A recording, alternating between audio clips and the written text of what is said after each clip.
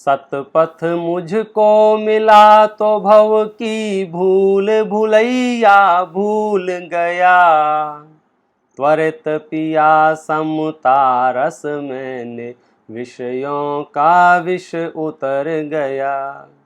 परम शांति का लक्ष्य हुआ अब राग द्वेष से क्या नाता। थर थर कांपे कर्म राज जब जब स्वभाव में मैं आता। ये हमारा बड़ा ही सौभाग्य है कि पूरा विश्व जिस समय अलग जाति की सोच में, नेगेटिविटी में, भयाक्रांतता में व्यस्त है कि अब क्या होगा, अब क्या होगा, ऐसे समय में हम जिन शासन की छत्र छाया में जीवन निर्माण का सार्थक प्रयास कर रहे हैं। तो आइए, आज का अपना विषय है सप्त व्यसन। ये विषय इतना महत्वपूर्ण है कि आप ये समझ लीजिए, यदि एक पंक्ति में मैं ये कहूँ कि विश्व की समस्त मानव जाति के उत्थान में यदि कोई बाधक कारण है तो उसका नाम है सप्त व्यसन। यदि आपके जीवन में ये सप्त व्यसन नहीं है तो आपकी जीवन यात्रा को निर्बाधपने से चलने में कोई नहीं रोक सकता है। मतलब आप समझ लीजिए, जितनी भी समस्याएं हैं वे सब समस्याएं इन सप्त व्यसनों के कारण से हैं।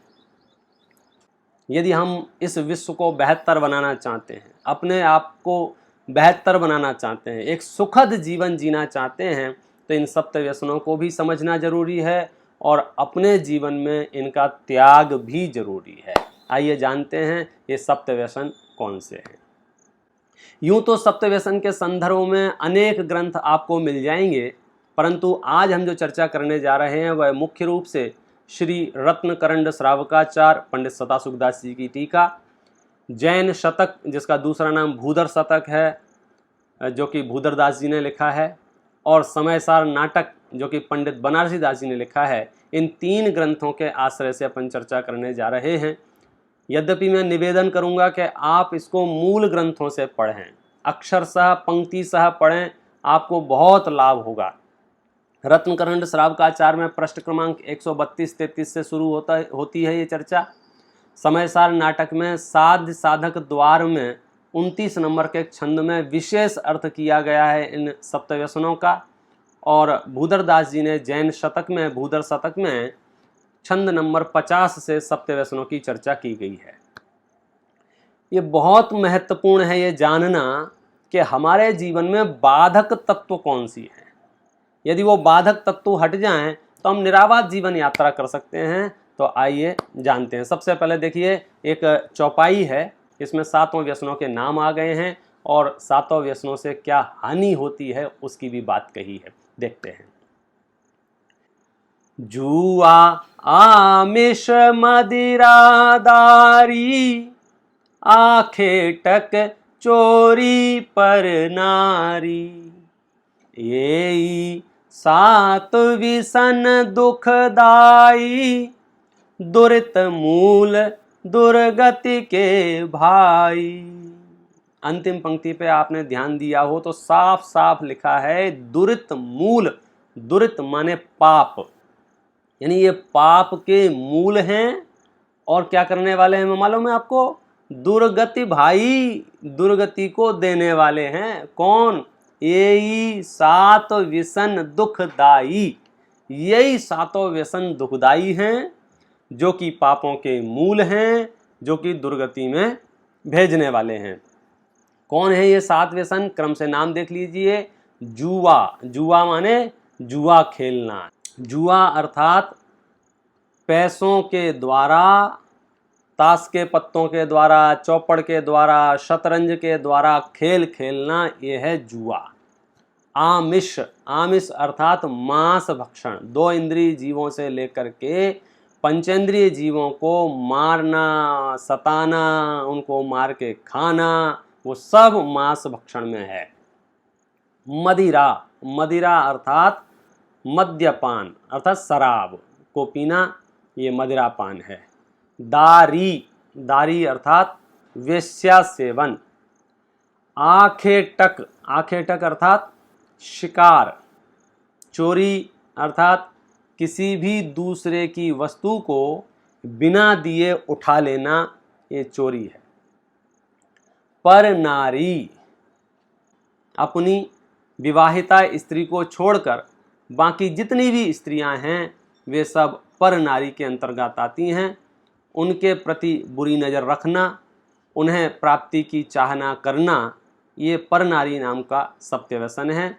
इस तरह से ये सातों व्यसन इतने दुखदाई हैं कि अगर किसी को, व्यसन शब्द का मतलब तो समझती हो, व्यसन का मतलब होता है किसी भी बुरी आदत को व्यसन बोलते हैं, और आदत माने लत, और ये जो लत है ना, ये बैड हैबिट्स वाली लत है ना, अच्छी आदत नहीं है ये, इसको ऐसा कहना चाहिए एडिक्शन बोलते हैं इसको। एडिक्शन माने कि अगर एक बार हमें इन चीज़ों की आदत लग गई, लत लग गई, तो छुड़ा पाना बहुत मुश्किल हो जाएगा। देखो, मैं अक्सर ये बात कहता हूँ, जब भी संस्कार देने की बात आती है तो शास्त्र तो ये कहते हैं कि बालकों को गर्भ से ही संस्कार दिए जाना चाहिए, और कदाचित गर्भ में नहीं दे पाए हों तो जन्म होते ही बालक जितना छोटा है उतने ज़्यादा उसको अच्छी तरह से संस्कारित किया जा सकता है। लेकिन हम और आप इतने मूर्ख हैं, और कई लोग तो इस भाषा में बात करते हैं, अरे अभी तो बच्चे हैं बेचारे, अभी से इन्हें क्यों परेशान कर रहे हो, अभी से क्या ज़रूरत है रात्रि भोजन छुड़ाने की, अभी से क्या ज़रूरत है अभक्ष भक्षण छुड़ाने की। मैं हमेशा ये बात कहता हूँ, देखो अभी से इन्हें छुड़ा दो, एक बार इन्हें लत लग गई तो फिर ये छूटना बहुत मुश्किल हो जाएगा। उसी तरह से आप ये समझ लीजिए, यदि आपके जीवन में ये 7 व्यसन नहीं आए हैं तो आप इस विश्व के सर्वोत्कृष्ट चरित्रवान व्यक्ति हैं, और कदाचित आ गए हैं तो इनको जल्दी से जल्दी छोड़ दो, वरना दुरति मूल दुर्गति के भाई, पापों के मूल हैं और दुर्गति करने वाले हैं। अब मैं थोड़ी सी चर्चा एक एक व्यसन के ऊपर आपसे करना चाहूँगा। देखो, इतना महत्वपूर्ण है ये चर्चा करना। अब हम चर्चा करते हैं, अपने पास भूधर शतक है। भूधर शतक में एक एक व्यसन की विस्तृत चर्चा की है। देखिए, मैं यहाँ से पढ़ता हूँ, और बहुत सरल है, कठिन नहीं है। कठिन है भावनात्मक स्तर पर अपनी इंद्रियों को जीतना, और यदि हम जितेंद्रिय बनने की ओर आगे बढ़ना चाहते हैं तो हमें सबसे पहले इन सप्त व्यसनों का त्याग करना ही होगा। देखिए, जुआ के संबंध में क्या लिखते हैं, ये लिखते हैं, सकल पाप संकेत आपदा हेत कुलच्छन कलह खेत दारिद्र देत दिसत निज अच्छन गुण समेत जस सेत केत रवि रोकत जैसे अवगुण निकर निकेत लेत लख बुद्धि जन ऐसे जुआ समान इस लोक में आन अनीति न पेखिए इस विसन राय के खेल को कौतुक हु नहीं देखिए। क्या लिखा है मालूम है आपको? सकल पाप संकेत। जुआ यदि कोई खेल रहा है या जुआ खेलने की सोच रहा है तो आप समझ लीजिए वह विश्व में समस्त पापों को आमंत्रित कर रहा है। आपदा हेत, समस्त विपत्तियों को हेतु है। कुलक्षण, बुरे लक्षण वाला है। कलह खेत, कलह का स्थान है। दारिद्र देत, दरिद्रता को देने वाला है। निज अक्षण दीसत, निज अपनी आंखों से साफ दिखाई देता है। गुण समेत जस, और अपने अनेक गुणों सहित जो आपका यश है, सेत उसको ढक देता है। केत रवि रोकत जैसे, जैसे केतु सूर्य के प्रकाश को भी रोक लेता है उस तरह से। अवगुण निकर निकेत लेत लख बुद्धिजन ऐसे, और आपके अवगुणों का ये घर है। विद्वान लोग तो ऐसा देखते हैं इसको। जुआ समान इस लोक में दूसरी कोई अनीति नहीं देखी जाती है। यदि इसमें कोई अनीति है इस विश्व में तो बोले जुआ है वो। क्या लिखते हैं मालूम है? सावधान, अलर्ट, आप अपने दिमाग में नोट कर लो ये बात। इस विसन राय के खेल को कौतुक हु नहीं देखिए। ये व्यसनों का राजा है जुआ। इसको कौतुक से भी मैंने हाँ चलो कोई बात नहीं, टाइम पास के लिए देख लेते हैं। कौतूहल होता है ना, जिज्ञासा, बस हमें कोई प्रयोजन नहीं होता है। कभी कभी हम रास्ते से जा रहे हैं और कहीं कुछ एक्सीडेंट हो गया, कहीं कोई बात होगी, तो हमारे मन में एक कौतुक उत्पन्न होता है, देख तो लें क्या हुआ है। तो ये कहते हैं कौतुक पैदा भी मत करना। यदि कहीं जुआ खेला जा रहा हो, कहीं सट्टा खेला जा रहा हो, तो आप सोचना भी मत। देखो यूँ तो बहुत विस्तृत चर्चा है, फिर भी मैं आपको थोड़ी थोड़ी हिंट देता हूँ। ये रत्नगण श्रावकाचार ग्रंथ मेरे पास है, इसमें लिखते हैं जुआ समस्त व्यसनों में प्रधान है, समस्त पापों का संकेत स्थान है, महान आपदा का कारण है, समस्त अनीतियों में महा अनीति है, जुआरी के परिणाम ही महादुष्ट होते हैं। वह अपना सब घर संपत्ति जुआ में हार कर भी दूसरे का धन लेना चाहता है। जुआरी के इतना अधिक लोभ होता है कि वह दिन रात यही विचार करता रहता है, दूसरे का धन मेरे पास आ जाए, चाहे कैसे भी हो। मेरा धन जाता है तो जाए, अपयश होता है तो हो, दरिद्रता होती हो तो हो, किसी प्रकार से दूसरे का धन मैं जीत लूं, तभी मेरा जीवन सफल रहेगा। बोलो कैसे विचित्र परिणाम होते हैं। इसमें इतना खतरनाक व्यसन है। पंडित सदासुखदास जी इसके बारे में क्या कहते हैं, मैं थोड़ा स्पीड से पढ़ता हूँ, आप ध्यान से सुनना, और आपको नहीं समझ में आया तो दोबारा फिर से सुनते रहना। जुआरी के परिणाम अत्यंत निर्दयी होते हैं। वह हमेशा दूसरे का घात करना ही विचारता है। यदि जुआ में धन हार जाता है तो चोरी करता है, धन के लिए लोगों को मार डालता है। जुआरियों में आपस में बहुत झगड़ा होता है, मारपीट होती है, मायाचारी तो रहती ही है। जिनसे बहुत प्रेम होता है उनसे भी कपट करके अनेक प्रकार से छल करके धन लेना चाहता है। जुआ तो कपट का ही स्थान है, हजारों छल रचे जाते हैं। जुआरी अपनी स्त्री को भी जुआ में दांव पर लगा देता है, पुत्र पुत्री को भी दांव पर लगा देता है। बोलो पूरा महाभारत आपने नहीं देखा है, नहीं सुना है? कितना बड़ा पांडवों का राज वैभव, सब कुछ उस जुए के चक्कर में हार गए कि नहीं हार गए। वर्तमान में भी कितने भी करोड़पतियों का हटते हुए देखा है ना, रोडपति बनते हुए। ये बड़े बड़े जो सट्टेबाज होते हैं क्या कर रहे हैं हमें पता ही नहीं। ये इतना कीमती मनुष्य पर्याय है, इसकी एक एक घड़ी करोड़ों की है। यदि हम इसको आराधना में लगाएं तो हमारा जीवन मंगलमय हो जाए। लेकिन हम वो 10-20 5-50 10-20 लाख रुपए के लिए अब क्या करते रहते। बोलो जुआरी मद्यपान भंगपान भी करता है, वेश्याओं में आसक्त हो जाता है, उसका धन सुमार्ग में नहीं लगता, उससे न्याय रूप कोई भी आजीविका नहीं की जा सकती है। जुआरी का कोई विश्वास नहीं करता है, उसे कोई धन उधार नहीं देता है। जुआरी कभी सत्य वचन नहीं बोलता है, जुआरी के शुभ भाव नहीं होते हैं, अपने पूर्वोपार्जित कर्म के द्वारा दिए हुए न्याय के धन में कभी संतोष नहीं करता है। एकांत में किसी को भी अकेला पाकर उसे मारकर धन छीन लेता है। अपना बहुत ही खास निकट रिश्तेदार भाई हो उसे भी एकांत में मारकर जेवर वगैरह ले जाता है। कितनी चर्चा करूं, इसमें बहुत लिखा है, आप यहीं से पढ़ना। देखो ये लिखा है समस्त पापों का मूल कारण जुआ है, ऐसा जानकर उसका दूर से ही त्याग कर दो। जुआरी की बुद्धि करोड़ों उपाय करने पर भी विपरीतता नहीं छोड़ती, वह परलोक में दुर्गति ही पाता है। जुआरी तो तीव्र लोभ से आत्मा का ही घात करता है। क्या करो भाई साहब, सब लिखा है इसमें एक एक चीज। ये देखो जिनको लग रहा है कि भैया अपने यहाँ अपन तो उत्तम कुल वाले हैं ना, अपने यहाँ कौन जुआ खेलता है, देखो यहाँ लिखा है, मैं आपको पढ़ता हूँ, 135 नंबर का पेज है। इन व्यसनों में उलझना सहज है, एंट्री बहुत इजी है, छूटकर सुलझना बहुत कठिन है। इन व्यसनों से पाप बंध ही ऐसा होता है कि बुद्धि उल्टे कार्यों में ही लगती है, उनसे बाहर निकल नहीं पाता है। यहाँ जुआ का वर्णन किया है, होड़ लगाने को भी जुआ में ही समझना। अभी कुछ वर्षों 70-80 से अफीम आदि के फाटका यानी सट्टा व्यापार चल पड़ा है। यह व्यापार तीव्र तृष्णा से युक्त पुरुषों के संतोष को बिगाड़ने वाला चल पड़ा है, उसे भी जुआ में ही शामिल करना। अब आप समझ गए क्या कहना चाह रहे हैं कि जो रातों रात करोड़पति अरबपति होने की जो भावना है ना, ये भावना ही जुआरियों की भावना है।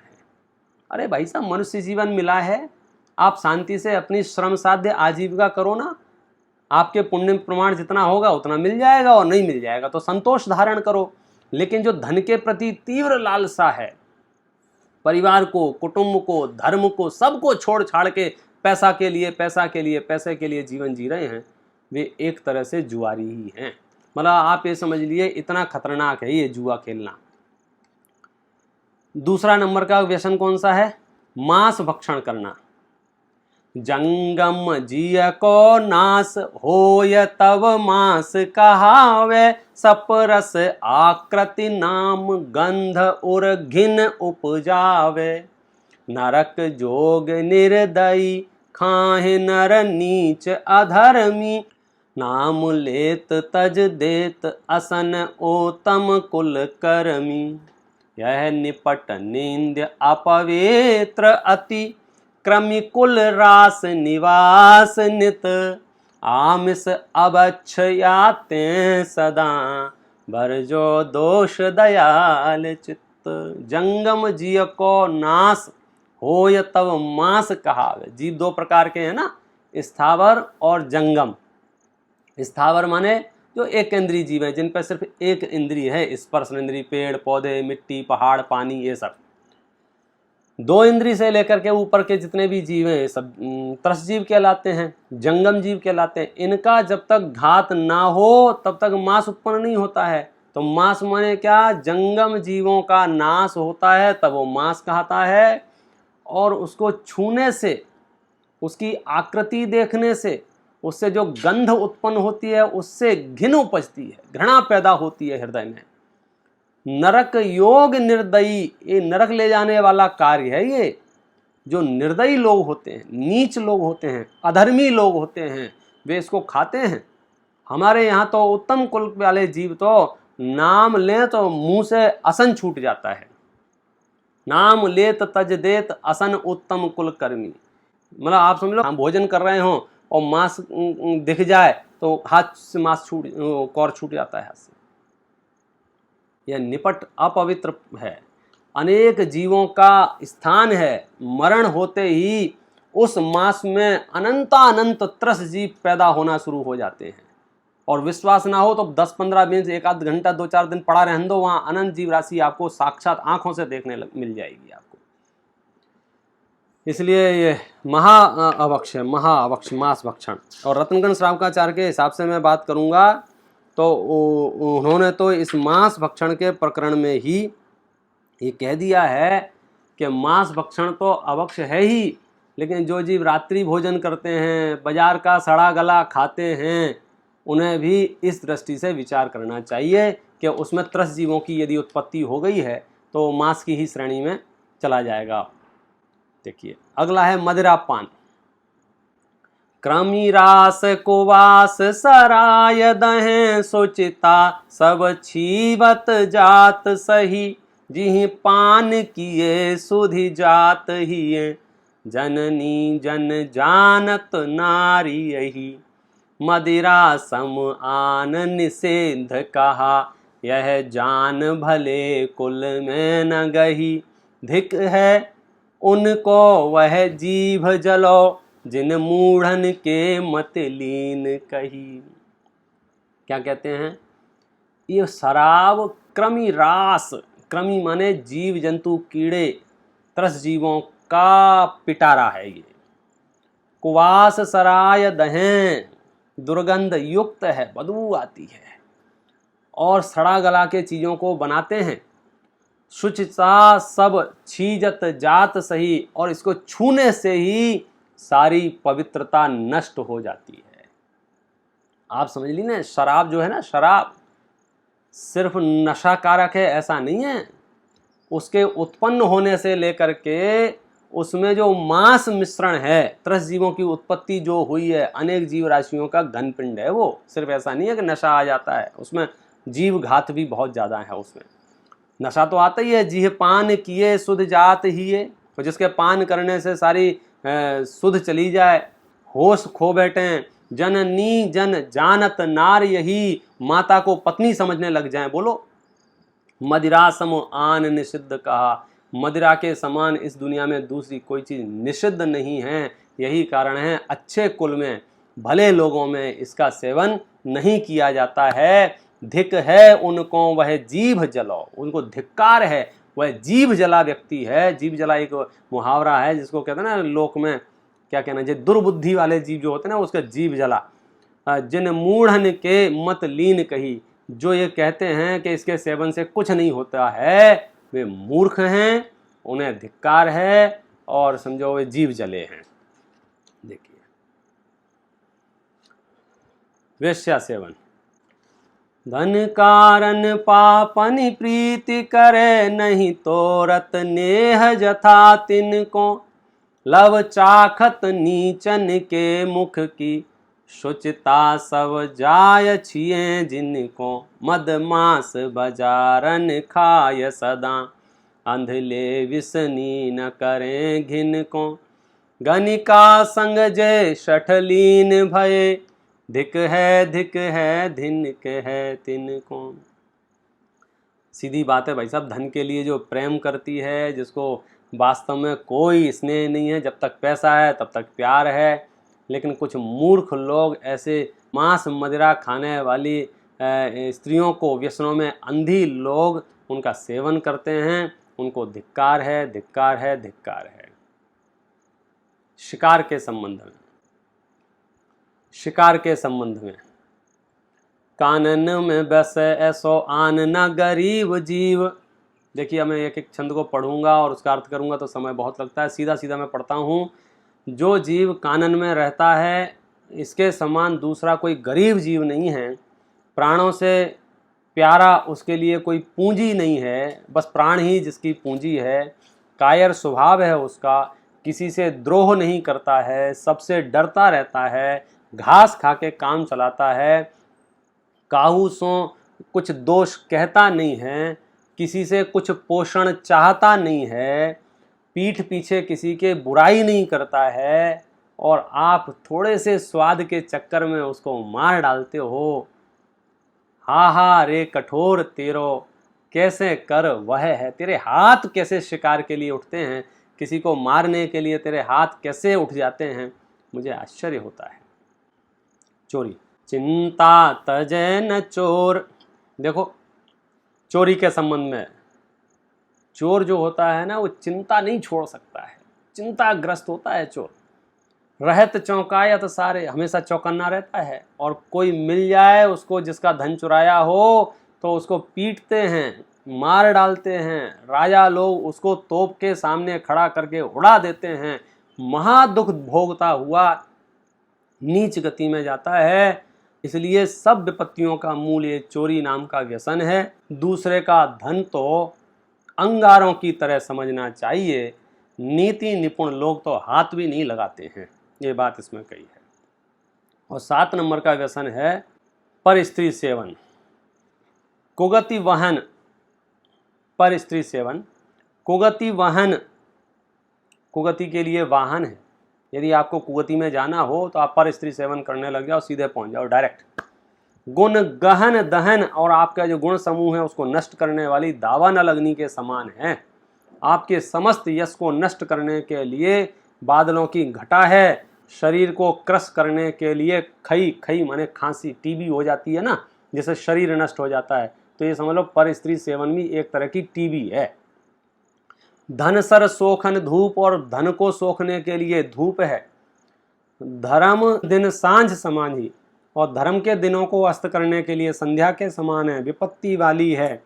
ये सारी चीज़ें वेदों में बखानी हैं, शास्त्रों में लिखी हुई हैं, और भी अनेक प्रकार के अवगुणों से भरी हुई है ये परस्त्री सेवन, इसलिए इससे बचना चाहिए। ये तो अपन ने चर्चा की सप्त व्यसन की, जो कि बहुत ही बुरे हैं और जैसा कि मैं शुरुआत में कहा था, पूरी मानव जाति के लिए सबसे दुखदायक हैं।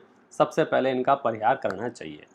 अब मैं बात करना चाहता हूँ, बहुत से लोग कहेंगे कि नहीं, हमारे जीवन में जुआ नहीं है, हम मांस नहीं खाते हैं, हम चोरी नहीं करते हैं, हम शिकार नहीं खेलते हैं। तो उन लोगों के लिए कहना चाहूँगा, जैन दर्शन भाव प्रधान दर्शन है। भावों के स्तर पर बात की गई है। यदि हम भावों के स्तर पर अपने आप को संयमित कर लेते हैं तो बाहर तो हमारे यहाँ सुख ही सुख मिल ही जाएगा। और अब बनारसी दास जी जिन सप्त व्यसनों की बात करना चाहते हैं वो बहुत महत्वपूर्ण है, क्योंकि वे भावों के स्तर पर बात करना चाहते हैं। देखो, मैं आपको एक बात बता दूं, हम व्यवहारिक रूप से फिजिकली कितना व्यसन कर पाते हैं नहीं कर पाते हैं अलग विषय है, लेकिन मानसिक रूप से जो व्यसन करते हैं उससे भी कर्म बंधता है, उससे भी समझो हमारा अहित होता है। ये सत्य व्यसन जो चर्चा की अपन ने, व्यवहार सत्य व्यसन की चर्चा की, ऐसा कह सकते हैं, जो कि व्यवहारिक तौर पर इनका त्याग आवश्यक है। अब हम बात करते हैं मानसिक सत्य व्यसन की, क्योंकि हमारा जो कुल है, हमारा जो संप्रदाय है, हमारी जो ग्रुप है, ये इतना बेहतर है कि इस पर व्यवहारिक रूप से तो ना के बराबर पाप पाए जाते हैं, लेकिन मानसिक रूप से जो व्यसन है, यदि वे हमारे जीवन में रहेंगे तो हम अंदर से खोखले होते रहेंगे। तो आइए पढ़ते हैं बनारसी दास जी क्या लिखते हैं। देखिए, साध्य साधक द्वार है, ये 29 नंबर का छंद है, पढ़िए। अशुभ में हार, शुभ में जीत, यह द्यूत कर्म। लो साहब, जुआ खेलना किसको कह रहे हैं? ये कह रहे हैं कि अशुभ में हारी, शुभ में जीत, यह द्यूत कर्म। मतलब क्या हुआ इसका? मतलब ये हुआ, यदि अशुभ कर्म के उदय से अपने आप को हारा हुआ मानना और शुभ कर्मों के उदय में अपने आप को जीता हुआ मानना, बस यही द्यूत कर्म है, मतलब यही जुआ खेलना है। क्या मतलब? इसका मतलब और सरल कर देता हूँ, किसी ने तुम्हारी तारीफ की, प्रशंसा की, वाहवाही की, फूल के कुप्पा हो गए, और किसी ने आपको दुर्वचन कहे, निंदा की, गुण का अवगुण कह दिया, तो एकदम मुरझा के संतप्त हो गए, अवसाद में चले गए, बोले आप जुआरी हो पक्के। क्या बात कर रहे हो? अब बात वो पीछे छूट गई, कौन सी जो पैसे दे के लेते देते, वो कहानी खत्म करो। अब तो यहाँ ये कह रहे हैं कि मेरे पास 1 मकान, 2 दुकान, 4 गाड़ियाँ, 5 बंगले आ गए और फूल के कुप्पा घूम रहे हैं, अपने आप को नवाब समझ रहे हैं। 10-20 करोड़ रुपए इकट्ठा हो जाए, ऐसा लगता है बस राजा हो गए पूरे विश्व के, अब तो मेरी ही हुकूमत चलेगी। कहते हैं ये व्यक्ति जुआरी है। जुआरी माने वो नशे में है, वो जुआ के नशे में है। अशुभ में हार, शुभ में जीत, यह द्यूत कर्म। पाप के उदय में अपने आप को हारा हुआ मानना, व्यापार में घाटा हो जाए, परिवार में कलह हो जाए, समाज से तिरस्कार हो जाए, अन्य अन्य परिस्थितियां ऐसी बन जाएं तो अपने आप को हारा हुआ मानना, ये भाई साहब जुआ खेलने जैसा है ये। और अगर हमारे समझो उदय अच्छा है, हमारी जैसा हम सोचते हैं, जैसे हम विकल्प करते हैं और वैसे ही कार्य हो जाते हैं, और तो ये समझना सब मेरा सोचा हुआ हो रहा है, इसमें जीत महसूस करना, बोले जुआ खेलना है। ये मानसिक सत्य व्यसन की बात चल रही है, इसको हम भाव सत्य व्यसन कह सकते हैं। अच्छा, मांस भक्षण किसको कहते हैं? देखिए, देह की मगन ताई, यही मांस भक्षी वो।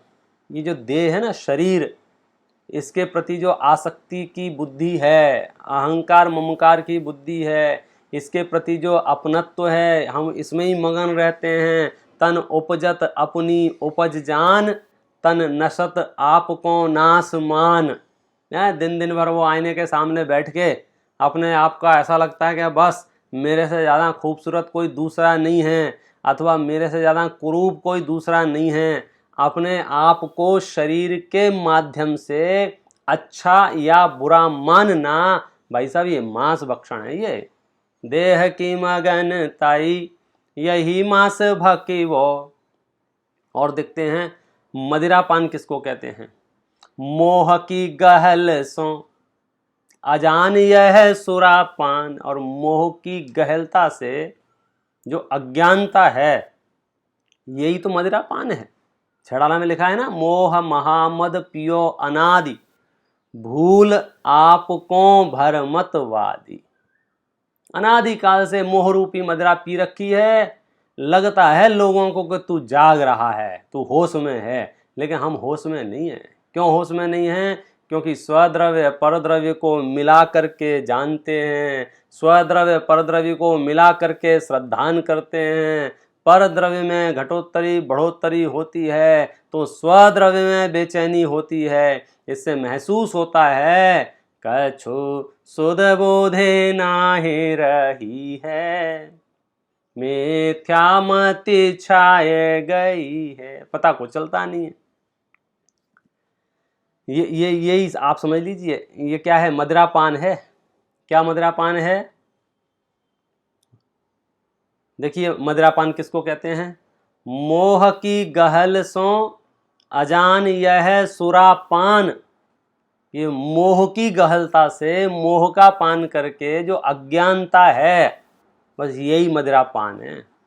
हम शराब नहीं पीते हैं, अच्छा शराब तो नहीं पीते हो तो श्रद्धान तो आपका सम्यक है ना, सम्यक दृष्टि हो गए हो क्या नहीं हो गए हो क्या? नहीं साहब सम्यक दृष्टि नहीं हुई है तो समझ लो आप मदिरापान करते हो। क्यों? मोह के कारण से जो वस्तु जैसी है वैसी नहीं मानते हैं, अन्यथा मानते हैं। तो अन्यथा मानने का नाम ही तो मदिरापान है। और किसी नशे में है इसका मतलब क्या है? हम नहीं बोलते हैं कि होश में तो हो। जैसे कोई अपनी माता को पत्नी कहे शराब पीने के बाद तो लोग क्या पूछेंगे, आप होश में तो हो। तो ऐसे ही हम परद्रव्य को जब अपने में मिलाते हैं, परद्रव्य को अपना मानते हैं, तो ये क्या है? ये मोह की गहलता है। यही बोले मदिरापान है। कोमति की रीति गणिका को रस चखवो। और वेश्यागमन क्या है? ये जो खोटी बुद्धि है ना, ये जो कुमति है ना, ये जो कुश्रुत है ना, ये क्या है? ये वेश्या सेवन है। मिथ्या दर्शन ज्ञान चारित्र का सेवन करके अपने आप को संतुष्ट रखना, आनंदित मानना, सफलता मानना, ये कुमति की रीत है। गणिका को रस चखना, आप समझे, वेश्या सेवन है ये। हमको लगता है कि बस हमारा काम हो गया, हमने 4 मकान बना लिए, 10 गाड़ियां खरीद ली, क्या है ये? निर्दय व प्राण घात कर वो यह शिकार। और निर्दय होकर के प्राणों का घात करना, यही शिकार है। कौन से प्राणों का घात करने की बात चल रही है? ये भाव सत्य व्यसन है ना। तो अभी जो अपन ने बात की थी कि जंगल में जाके किसी जीव को मारना, सताना, किसी का शिकार करना, उसकी बात नहीं है। अब यहाँ बात चल रही है अपने प्राणों का घात करना, दूसरों के प्राणों का घात करना। तो प्राण घात कई तरीके से करे जा सकते हैं। एक तो सीधे सीधे किसी को मार दो, पीट दो, काट दो। एक मानसिक रूप से प्राण घात करना, निर्दय होकर के। देखो मैं इसको एकदम सरल शब्दों में कहूँ ना, आत्मा का प्राण तो चैतन्य है, आत्मा का प्राण, आत्मा का स्वभाव, आत्मा का भाव क्षमा मार्दव आर्जव है। इनका घात करके क्रोधादि करते हैं। आप समझ लीजिए यही शिकार करना है। मतलब जब हम क्रोध करें, जब हम मान करें, जब हम मायाचारी करें, जब हम लोभ करें, आप समझ लीजिए आप शिकारी हैं। क्यों? प्राणघात कर रहे हैं ना। बोले किसका प्राणघात कर? खुद का प्राणघात किया ना। भाई प्राणघात किसको कहते हैं? आप पुरुषार्थ सिद्धि उपाय में पढ़ना, ये शरीर है ना, ये 10 प्राणों का समूह है ये शरीर, बराबर है। अब हम गुस्से में आके भोजन छोड़ देते हैं, क्या है ये? शिकारी हो क्या तुम? क्यों जान ले रहे हो? क्या वजह? उपवास करते हैं, वो साधना है। और क्रोधादि कषायों के निमित्त से अन्नादि का निरोध करते हैं, वो हिंसा है, वो प्राणघात है। निर्दय प्राण घात करे वो यही शिकार। और देखो कितनी बड़ी बात कही है, अंतर मन को टटोलना अपने अपने। पर नारी संग पर बुद्धि को परखी वो।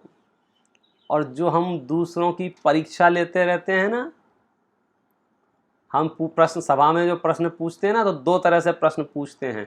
ये तो सच में जिज्ञासा होती है इसलिए प्रश्न पूछते हैं, और एक इसलिए भी प्रश्न पूछते हैं कि पता तो चले पंडित जी कितने पानी में हैं। जरा प्रश्न पूछो कठिन से कठिन, तो लगे ऐसा सभा में कि हाँ बड़ा प्रश्न पूछा है।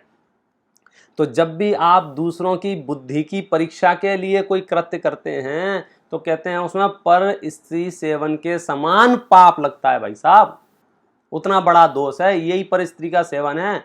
आप अब आप लगा लेना कि अपने जीवन में सत्य व्यसन है या नहीं है। बोलो। पर नारी संग पर बुद्धि को अपन बोलते भी कभी कभी, नहीं हम तो चेक कर रहे थे, हम तो चेक कर रहे थे। तो कौन हो चेक करने वाले भैया? अपनी अपनी रामायण संभालो। और देखो चोरी, प्यार सो पराई सोज गहेवे की चाह चोरी। बड़े ही मीठा मीठा बोल के दूसरे की वस्तुओं को, दूसरे के पद को, दूसरे की प्रतिष्ठा को, दूसरे की संपत्ति को, दूसरे की संस्था को अपने में शामिल हो जाए तो बस मैं बड़ा हो जाऊंगा। प्यार सो पर आई सोंझ गहेवे की चाह चोरी।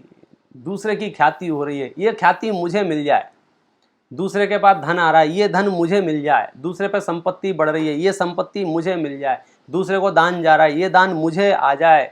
प्यार सो पर आई सोंझ गहेवे की चाह चोरी। क्योंकि हम कर्मोदय से संतुष्ट नहीं ना, हम ये मानते ही नहीं है सर्वम सदैव नियतम भवती स्वकीय कर्मोदयान मरण जीवित दुख सौख्यम। हम ये बात मानते ही नहीं है कि सब अपने अपने कर्म के उदय के अनुसार से होता है, अपने अपने पुण्य पाप के उदय के अनुसार से होता है। हम ये मानते ही नहीं है। हम ये मानते होते तो फिर हम दूसरों की संपत्ति की ओर नहीं देखते, फिर हम संतुष्ट रहते। अपने पुण्य के उदय में होगा तो आ जाएगा, और अपने पुण्य के उदय में हो नहीं होगा तो नहीं आएगा। प्यार सो पर आई सोंझ, बहुत इतना जबरदस्त बात है ये। अगर आपको समझ में आ गई तो अनंत काल के लिए निराकुल हो जाएंगे।